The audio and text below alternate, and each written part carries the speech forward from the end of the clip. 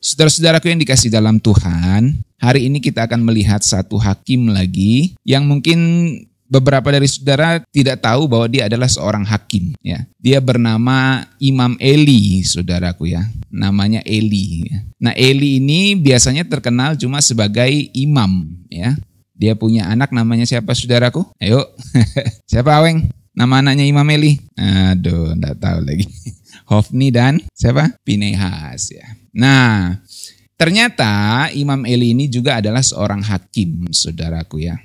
Kisahnya ada di 1 Samuel 1 ayat 1 Samuel pasal 1 sampai pasal 4, saudaraku. Dia disebut hakim itu ada di 1 Samuel 4 ayat 18 ya. Ketika disebutkan tabut Allah, jatuhlah Eli dari kursi ke belakang di samping pintu gerbang dan lehernya patah. Jadi dia menceritakan kematian Imam Elinya ya. Lalu ia mati sebab ia sudah tua dan gemuk. Wah, makanya imam-imam gak boleh gemuk nih ya.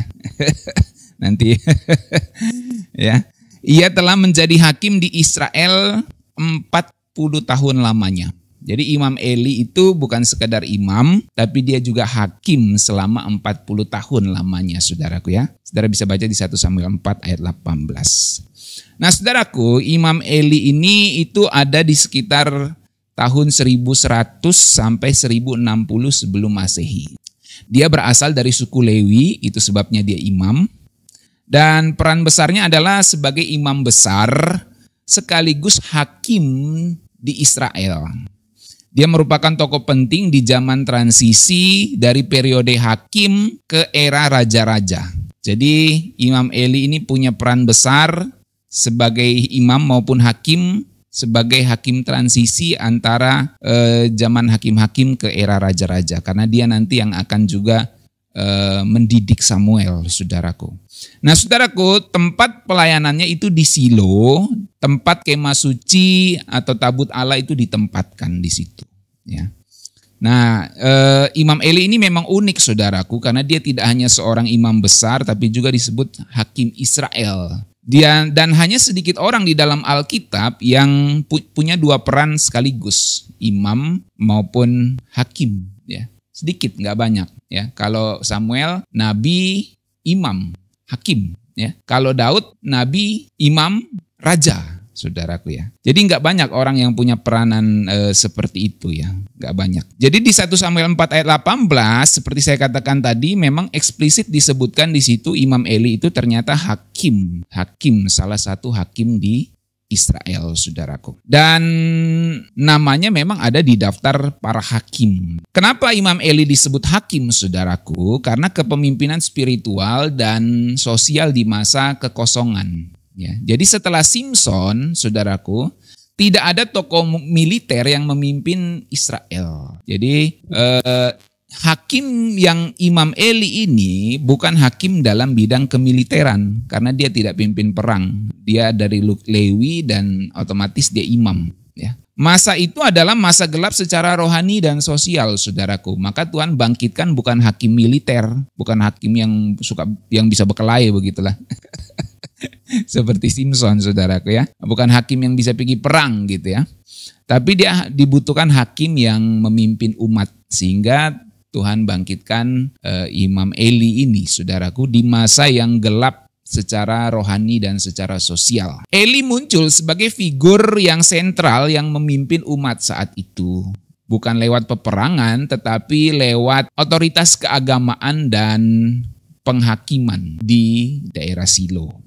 Israel saat itu butuh pemimpin yang bisa mewakili Tuhan dan Eli memegang posisi itu saat itu. Dan saat itu kan sistem pemerintahnya teokratis, saudaraku. Karena Israel belum memiliki raja dan pemimpin tertinggi mereka itu haruslah seorang yang mewakili Allah, menegakkan hukum Taurat dan menjadi rujukan bagi umat. Dalam hal ini Imam Eli sebagai hakim transisi yang sangat penting, saudaraku. Nanti diakhiri oleh Samuel. Samuel juga hakim sekaligus nabi. Nah, sebagai imam besar, Eli itu secara otomatis memimpin ibadah, menilai perkara hukum, dan memberi penghakiman moral dan sosial saat itu. Jadi peran imam dan hakim itu seringkali memang tumpang tindih di zaman Imam Eli saat itu. Dan Seperti saya katakan tadi, Imam Eli itu memimpin masa peralihan yang besar, saudaraku. Dia mempersiapkan Samuel untuk menjadi hakim terakhir di Israel. Untuk mempersiapkan juga masuk ke era raja-raja. Jadi dia merupakan hakim transisi bersama dengan Samuel nantinya yang mempersiapkan zaman hakim-hakim ke zaman raja-raja. Nah, saudaraku, Eli adalah pemimpin rohani tertinggi, tapi ada satu masalah dalam kehidupan hakim maupun Imam Eli ini, saudaraku, yaitu dia gagal total dalam mendidik anak-anaknya. Jadi di tengah suksesnya dia memimpin orang-orang saat itu, memimpin Israel saat itu, dia gagal mendidik anak-anaknya. Dia sukses memimpin bangsa Israel, tapi dia gagal memimpin keluarganya. Bukankah zaman sekarang banyak orang seperti itu, saudaraku? Sukses di perusahaan, sukses di kantor jabatannya cepat naik, di pelayanan luar biasa sukses, tapi ternyata di kerjaan dia hancur, di keluarga maksud saya dia hancur, saudaraku. Bukankah ada orang-orang seperti itu? Sukses di usaha, di bisnisnya, tapi dia gagal untuk membesarkan anak-anaknya. Dan ini fenomena yang terjadi sejak zaman dulu dalam kehidupan Imam Eli, saudaraku. Hakim Eli ini, dia gagal total dalam mendidik anak-anaknya, Hofni dan Pinehas. Dan Hofni dan Pinehas ini karena keturunan Lewi juga, dia menjadi imam-imam muda saat itu. Mereka menjadi imam-imam muda yang korup, saudaraku. Yang serakah dan bahkan cabul. Saudara bisa baca di 1 Samuel 2 ayat 12-17. Dan Eli menegur cuma setengah hati. Ngeliat anak-anak kandungnya korup, serakah, dan cabul. Sementara kalau orang lain, dia sebagai hakim akan menghakimi orang lain. Tapi untuk keluarganya sendiri, untuk anaknya sendiri, dia lembek, saudaraku. Ya. Dia gagal mendidik anak-anaknya, si Hofni dan Pinehas. Itu sebabnya nanti hasilnya anak-anaknya mati di medan perang. Tabut Tuhan dirampas, dan Israel akhirnya jadi kacau, saudaraku. Beruntung ada satu anak didiknya yang berhasil, si Samuel. Nah, Samuel di sini gimana nih? Jadi Imam Eli ini tidak didik keras anak-anaknya, saudaraku. Ya. Dibiarkan saja mereka melakukan dosa. Dibiarkan korup, dibiarkan serakah, dibiarkan cabul. Akhirnya anak-anaknya itu mati, ditewaskan di perang, saudara, oleh Tuhan. Samuel, jangan cabul kamu ya. Pikiranmu, otakmu, matamu jangan cabul. Kalau enggak nanti kamu berurusan dengan Tuhan. Nah, saudaraku, jadi seperti itu, saudaraku. Maka solusi dari permasalahan banyak orang saat ini itu harus dimulai dari rumah. Banyak orang sukses di luar, saudaraku. Sukses bangun bisnis, sukses bangun usahanya, sukses di pekerjaannya. Sukses enggak masalah, kita semua harus sukses. Kalau kita bisa kaya, kita semua harus kaya. Kalau memang bisa, saudara. Tapi masalahnya bukan di kekayaan atau di kesuksesan. Kesuksesan dan kekayaan itu bukan dosa. Tapi masalahnya banyak orang membangun karirnya di luar, pekerjaannya di luar, gagal di dalam keluarganya. That's the problem banyak orang saat ini, saudaraku. Dan saya sudah lihat orang-orang yang begitu sukses di bisnis, begitu sukses di kerjaan, ternyata gagal di keluarganya. Heran ya. Di perusahaan dia bisa memimpin banyak orang, jadi manajer, direktur, jadi owner bahkan. Tapi dia gagal di keluarganya. Kok bisa ya seperti itu? Karena memang itu dua hal yang berbeda, saudaraku. Jadi menarik sekali itu, saudaraku ya, bahwa memang solusi dari permasalahan banyak orang tuh harus dimulai dari rumah. Makanya generasi sekarang tuh harus dididik itu dengan baik di rumah. Kalau di rumah tidak dididik dengan baik, orang tua sekarang hanya menyerahkan kepada guru-guru di sekolah, nanti guru-guru sekolah didik keras, kena lagi pelanggaran HAM. Atau kekerasan kepada anak, ya kan? Jadi susah sekarang, zaman sekarang ini, saudara. Maka guru-guru juga serba salah di sekolah gitu. Orang tua di rumah membiarkan anaknya dididik dengan tidak dididik maksudnya, atau dididik dengan sembarangan begitu saja. Akhirnya karakter itu dibawa ke sekolah. Guru-guru sekarang yang setengah mati mendidik anak-anak sekarang, saudaraku, karena karakternya sudah buruk dari rumah. Dan itu cermin dari karakter orang tua di rumahnya, saudaraku. Maka solusi memang tidak ada jalan lain. Harus dimulai pendidikan dari rumah. Karena orang tua yang paling punya otoritas untuk mendidik anak-anaknya. Dan menariknya Imam Eli ini dihormati, disegani oleh bangsa Israel. Tapi anak-anaknya sendiri melakukan kekejian di hadapan Tuhan. Jadi itu sebabnya di 1 Samuel 2 ayat 29 Tuhan itu menegur si Eli ini, saudaraku, hakim dan imam Eli ini. Mengapa engkau memandang dengan loba kepada korbanku dan engkau menghormati anak-anakmu lebih daripadaku? Tuhan tegur keras nih imam Eli. Anak-anaknya yang salah, Tuhan tegur imam Elinya. Mengapa engkau memandang dengan loba korbanku dan engkau menghormati anak-anakmu lebih daripadaku? Jadi kalau kita tidak mendidik anak-anak kita, saudaraku, Tuhan berurusan dengan kita juga. Makanya orang tua itu harus mendidik anaknya dengan baik. Kata menghormati situ dalam bahasa Ibraninya kabat, yang berarti memuliakan. Dan engkau menghormati anak-anakmu, engkau memuliakan, engkau kabat anak-anakmu dan menempatkannya lebih tinggi daripada Tuhan. Lebih tidak mungkin mau menyakiti anaknya daripada menghormati Tuhan. Dan memang pendidikan itu bagaimanapun harus sakit. Bahkan dalam sampai perjanjian baru di Ibrani, saudara, dikatakan pendidikan itu sakit. Ketika anak itu dididik, anak itu akan merasakan tidak enak, tidak nyaman. Baca aja kitab Ibrani, saudara. Seorang bapak mendidik anaknya akan merasa tidak nyaman dengan bapaknya. Memang seperti itu pendidikan. Karena ada pendidikan yang keras di situ, saudaraku. Ya. Artinya Eli menjadikan anak-anaknya lebih tinggi daripada Tuhan karena tidak menghormati kekudusan Tuhan demi menjaga perasaan anak-anaknya. Jadi ini adalah bentuk kompromi yang fatal, saudaraku. Menukar integritas rohani demi kenyamanan keluarga. Jadi Tuhan menuntut dalam hal ini Imam Eli untuk menegur keras anak-anaknya, tapi dia tidak mau, saudaraku.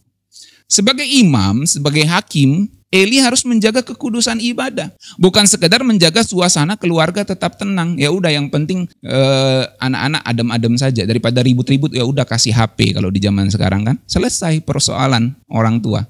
Tapi timbul permasalahan baru di anak itu. Semakin susah diatur, semakin lengket dengan layar, dan selanjutnya, saudaraku. Dan itu permasalahan-permasalahan mulai timbul. Karena algoritma itu akan membentuk apa yang ditonton oleh anak itu. Kalau saudara selidiki soal algoritma, belajar, saudaraku, soal algoritma, soal dampak AI kepada generasi saat ini, itu mengerikan, saudaraku. Kita itu sebenarnya dijual seperti produk. Ya. Jadi teknologi ini sangat membantu, tapi berbahaya kalau kita tidak menaklukkan teknologi itu. Ya. Jadi makanya pendidikan sekarang itu perannya orang tua besar sekali. Nah, kalau orang tua sendiri tidak mendidik anaknya dengan baik, dalam kasus seperti Imam Eli ini, nanti Tuhan bisa berurusan dengan orang tua juga. Gitu. Itu sebabnya kita mesti mendidik anak kita dengan baik, saudaraku. Di dalam teologi PL, para imam bukan hanya ritual, tapi moral dan etis. Mereka harus mendidik umat dengan takut akan Tuhan. Ketika Imam Eli gagal mengoreksi dosa serius di pelayanannya sendiri, hadirat Tuhan akhirnya menjauh. Ini di keluarga sendiri ini, ada yang cabul, ada yang korup, ada yang serakah, dibiarin sama Imam Eli, sama hakim Eli ini, saudaraku. Akhirnya hadirat Tuhan menjauh. Makanya si Aweng ini saya keras nih sama dia ini. Ya. Pikiranmu harus kudus, matamu harus kudus, jaga itu matamu. Ngerti? Apa yang kamu lihat, kamu pikir orang tidak tahu, Tuhan tahu. Pikiranmu, matamu, Tuhan tahu. Ngerti, Aweng? Jadi itu harus keras, saudara, didik anak-anak itu. Kudus itu penting. Kalau tidak, hancur generasi masa depan ini, saudaraku. Ya, Tuhan itu kudus. Jangan main-main sama Tuhan, saudaraku. Jadi 3 pelajaran utama dari kisah Eli, saudaraku. Jangan bayar harga kekudusan demi damainya rumah. Jangan bayar harga kekudusan demi damainya rumah. Terlalu banyak orang tua atau pemimpin yang gak enakan mengorbankan prinsip kekudusan supaya relasi tetap adem. Tetapi kompromi kecil itu bisa menjadi malapetaka besar, saudaraku. Dalam kasus Imam Eli, malapetaka Tuhan jatuhkan juga kepada bangsa itu. Dampaknya besar sekali, saudaraku. Sampai tabut Tuhan harus dirampas itu. Karena kekudusan Tuhan yang dilanggar oleh anak-anak Imam Eli ini. Dan Eli sebagai pemimpin, sebagai hakim dan imam, membiarkan anak-anaknya korup, cabul, dan melakukan hal-hal keserakahan dalam tugas sebagai imam. Jadi kalau kita lebih takut bikin orang kecewa daripada bikin Tuhan kecewa, kita jadi kehilangan arah, saudara. Makanya jangan saudara takut kecewain orang. Yang penting saudara nggak kecewain Tuhan. Gitu. Itu paling penting. Apapun yang saya lakukan, yang penting saya tidak kecewain Tuhan. Saya melakukan tugas yang Tuhan berikan kepada saya. Entah orang mau kepahitan sama saya, dia berurusan dengan Tuhan. Saya melakukan tugas saya saja. Nah itu saudara yang penting. Ya. Jadi memang begitulah kita berurusan dengan Tuhan, berurusan dengan kekudusannya. Makanya kalau saudara baca tadi itu ya, teksnya ngeri banget tuh saudaraku. Di dalam 1 Samuel tadi itu. Ketika saudara baca itu luar biasa, itu mengerikan itu. Di ini tadi ya. Sebentar saya cek lagi. 1 Samuel 2 ayat 29 ya. Mengapa engkau memandang dengan loba korbanku dan engkau menghormati anak-anakmu lebih daripadaku? Coba saudaraku ya. Engkau menghormati anak-anakmu lebih daripadaku, kata Tuhan kepada Imam Eli. Menghormati di situ tadi saya bilang kabat, ya. Memuliakan anakmu lebih daripadaku, kompromi. Daripada anakku sakit hati saya tegur, gitu toh. Ya udah saya nggak usah tegur, biarin aja dia. Sementara dia tegur keras kepada umat saat itu, menghakimi umat saat itu. Tapi anak-anaknya sendiri dia tidak bikin begitu, saudara. Akhirnya Tuhan bilang, kau menghormati anak-anakmu lebih daripadaku. Ya. Jadi memang mendidik anak-anak itu, anak-anaknya pasti akan sakit, saudaraku. Pasti akan sakit. Ibrani juga mengatakan gitu. Anak itu akan jadi tidak nyaman. Ya, sudah baca kitab Ibrani. Ketika bapak mendidik anaknya, anaknya akan jadi tidak nyaman. Ya. Dan itu membentuk karakter. Ketidaknyamanan itu akan membentuk karakter untuk timbul murni seperti emas.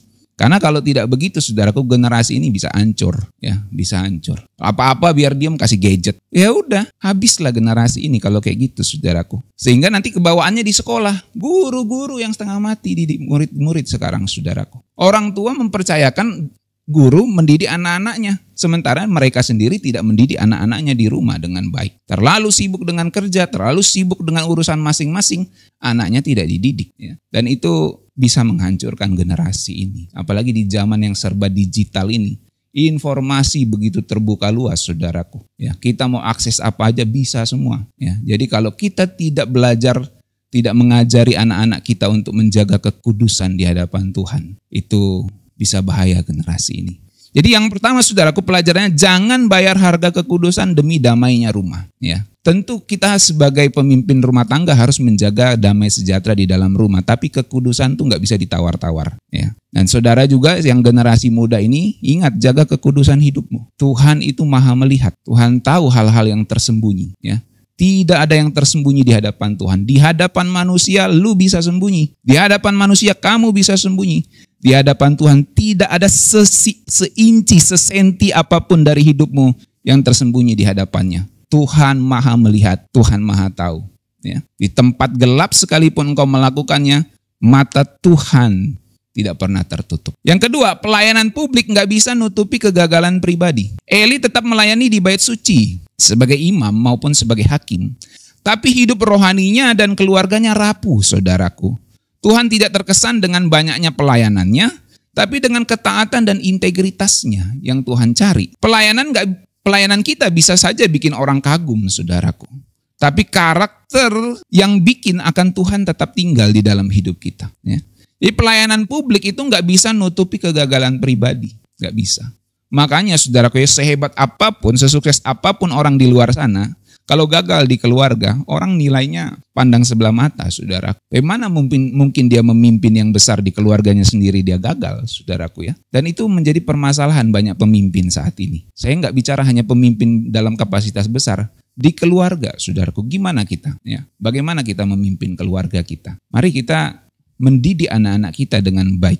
Ya. Nah, kalau kita nggak tegas, yang ketiga, saudaraku, kalau kita nggak tegas memimpin di dalam rumah, kita akan kehilangan segalanya. Ya. Kita akan kehilangan segalanya. Eli itu kehilangan anak, kehilangan posisi, bahkan kemuliaan Tuhan lenyap dari Israel. Konsekuensinya besar, saudaraku. Bukan hanya di keluarganya, di bangsanya. Hilang kemuliaan Tuhan, lenyap dari Israel. Ya. 1 Samuel 4 ayat 21. Ya. Jadi kalau kita nggak mau bentuk generasi sekarang ini, maka itu kita akan menghancurkan diri kita dan menghancurkan generasi itu nantinya, saudaraku. Maka mereka mulai sejak sekarang harus diajar hidup di dalam kekudusan, menghormati Tuhan. Dan kalau kita tidak mengajar mereka untuk hidup dalam kekudusan, maka kita lebih menghormati mereka, memuliakan mereka daripada menghormati Tuhan. Itu firman Tuhan, saudara baca. Teguran Tuhan kepada Imam Eli itu begitu keras. Ya. Dan akhirnya bangsa Israel juga menjadi korbannya, saudaraku. Tabut Tuhan dirampas. Ya. Jadi banyak orang Kristen saat ini, saudaraku, aktif pelayanan, tapi pasif dalam mendidik keluarganya.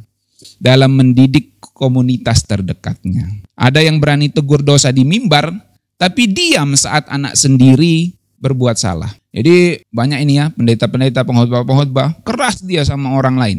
Tapi sama keluarganya sendiri dia tidak keras, saudara. Nah, jadi dia tidak berintegritas. Kita sedang melihat generasi Hofni dan Pinehas nih. Saudara bisa bayangkan, saudara ada di zaman Imam Eli, kita bawa zaman Imam Eli ke zaman sekarang. Kita melihat generasi sekarang ini seperti Hofni dan Pinehas. Yang korup, yang serakah, yang cabul, yang kehilangan arah. That's the point. Apapun dosa-dosanya. Mungkin dosanya beda dengan Hofni dan Pinehas secara kelakuannya. Tapi secara prinsipnya mereka kehilangan arah. That's the point. Itu poinnya. Mereka tidak memiliki arah yang baik karena tidak dididik dengan baik.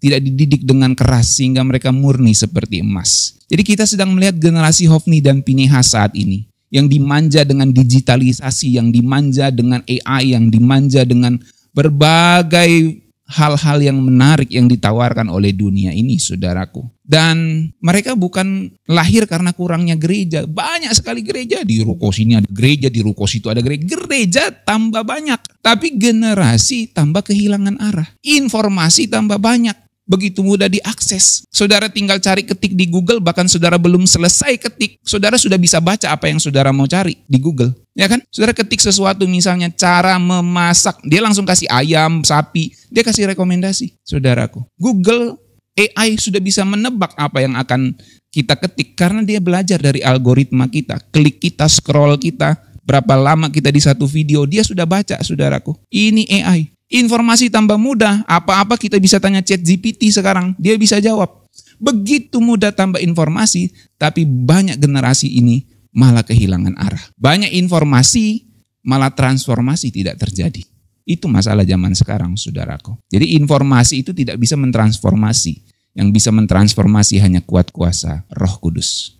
Hidup di dalam kekudusan Tuhan, disiplin rohani yang tinggi. Itu yang mentransformasi, saudaraku. Bukan hanya sekedar informasi. Makanya firman Tuhan seperti ini nggak boleh hanya sekedar informasi. Harus ada kuasa roh yang bekerja di hati saudara.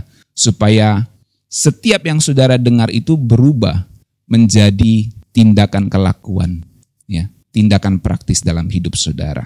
Jadi mereka menjadi generasi Hofni dan Pinehas bukan karena kurangnya gereja. Gereja banyak, informasi tambah luas. Ya, tetapi karena mereka menjadi generasi Hofni dan Pinehas karena kurangnya orang tua yang hadir.